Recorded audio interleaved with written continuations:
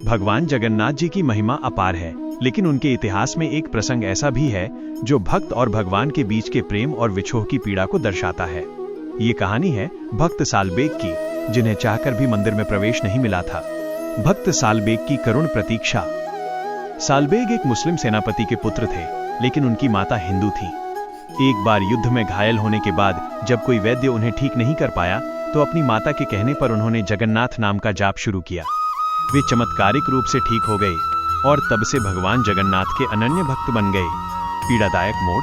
सालबेग जगन्नाथ जी के दर्शन के लिए पुरी पहुंचे, लेकिन गैर हिंदू होने के कारण उन्हें मंदिर के भीतर जाने की अनुमति नहीं दी गई। उन्हें अपमानित करके मंदिर के द्वार से निकाल दिया गया। ये एक भक्त के लिए सबसे बड़ी पीड़ा थी। जिस आराध्य के लिए उसने अपना जीवन समर्पित कर दिया, उसी के दर्शन से उसे वंचित कर दिया गया। भक्त का संकल्प। निराश होकर सालबेग वृंदावन चले गए, लेकिन उनका मन पुरी में ही अटका रहा। जब रथ यात्रा का समय आया तो सालबेग पुरी के लिए पैदल ही निकल पड़े, लेकिन रास्ते में वे बहुत बीमार पड़ गए। उन्हें लगा कि इस बार वे अपने प्रभु के दर्शन नहीं कर पाएंगे। उन्होंने रोते हुए भगवान से प्रार्थना की, हे प्रभु, जब तक मैं पुरी न पहुंचूं, तब तक आप अपने रथ पर ही रुक जाना। अपने इस अधम भक्त को दर्शन दिए बिना मत जाना। भगवान का चमत्कार। उधर पुरी में रथ यात्रा शुरू हुई। नंदी घोष। जगन्नाथ जी का रथ बड़े वेग से चल रहा था, लेकिन अचानक एक जगह जाकर रथ रुक गया। हजारों लोग हाथी और घोड़े उसे खींचने लगे, पर रथ टस से मस नहीं हुआ।